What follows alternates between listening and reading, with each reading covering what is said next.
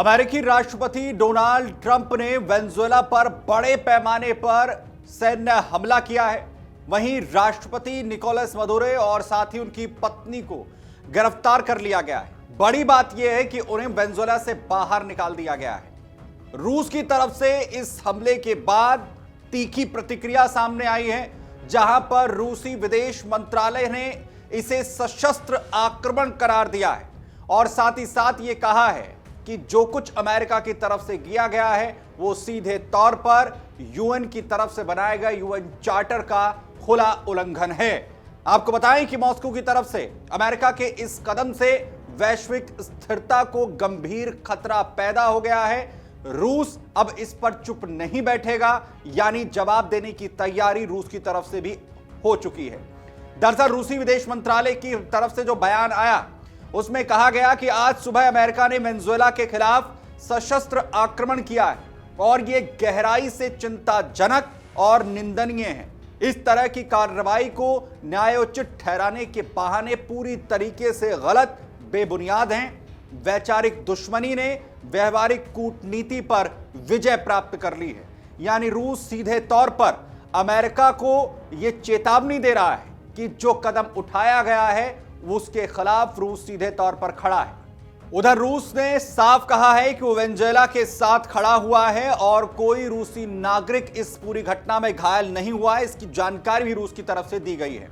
उधर मॉस्को ने अमेरिका की इस आक्रामकता को अंतर्राष्ट्रीय कानून का स्पष्ट उल्लंघन कहते हुए कहा कि एस्केलेशन से बचना होगा और ये एक चेतावनी के तौर पर रूस की तरफ से कहा गया है। रूस का गुस्सा साफ तौर पर झलक रहा है क्योंकि वेनेजुएला उसका लैटिन अमेरिका में सबसे महत्वपूर्ण सहयोगी है।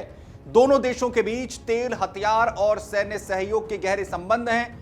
ट्रंप की इस कार्रवाई को रूस अमेरिकी साम्राज्यवाद की नई मिसाल मान रहा है जो वैश्विक शक्ति संतुलन को बिगाड़ सकती है। वहीं एक्सपर्ट्स का यह कहना है कि मॉस्को भड़क चुका है और यह यूक्रेन युद्ध के बीच अमेरिका को चुनौती देने का मौके के तौर पर भी देखा जा रहा है। लेकिन सवाल यह है कि आखिर अब रूस की तरफ से क्या कुछ किया जा सकता है। सबसे पहले तो रूस पहले से ही लगातार यूएन सुरक्षा परिषद की आपात बैठक की मांग कर रहा है। वो लगातार कह रहा है कि जिस तरीके के हालात हैं उस पर आपात बैठक होनी चाहिए और वहीं अमेरिकी हमले की निंदा कराने और इस पर प्रस्ताव पास कराने की जो कोशिश है वो एक बार फिर से रूस की तरफ से की जाएगी। इसके अलावा कूटनीतिक तरीके से भी रूस वैश्विक मंचों पर अमेरिका को अलग थलग करने की कोशिश करेगा। यह बिल्कुल उसी तरीके की रणनीति है जो रूस यूक्रेन जंग में अमेरिका की तरफ से रूस को पूरी तरह से अलग थलग करने की अमेरिका की तरफ से की गई और उसी की तर्ज पर अमेरिका की गुंडागर्दी कर की बात कहकर रूस जो है वो अब अमेरिका को अलग थलग करने की कोशिश करेगा और साथ ही साथ बाकी देशों को अब एक साथ लाने की कोशिश होगी।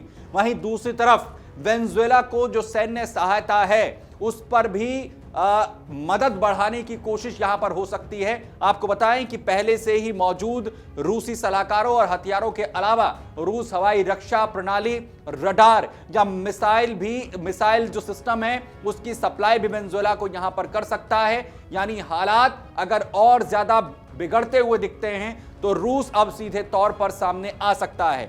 हालांकि तर्क एक यह भी दिया जा रहा है कि सीधे तौर पर रूस अमेरिका के सामने इस युद्ध में टकराव लेने से बचेगा क्योंकि अभी उसका पूरी तरीके से फोकस रूस यूक्रेन जंग पर है जिसे लेकर वो लगातार जो है युद्ध के मैदान में डटा हुआ है। लेकिन सबसे बड़ा सवाल यह है कि क्या वेनेजुएला पर हुए अमेरिकी हमले के बाद जो दुनिया वर्ल्ड वॉर 3 के मुहाने पर क्या पहुंच गई है, क्योंकि एक तरफ रूस है, दूसरी तरफ अमेरिका और वहीं जो तीसरा मोर्चा है वो चीन का है, क्योंकि चीन भी लगातार इसका विरोध करता हुआ नजर आ रहा है।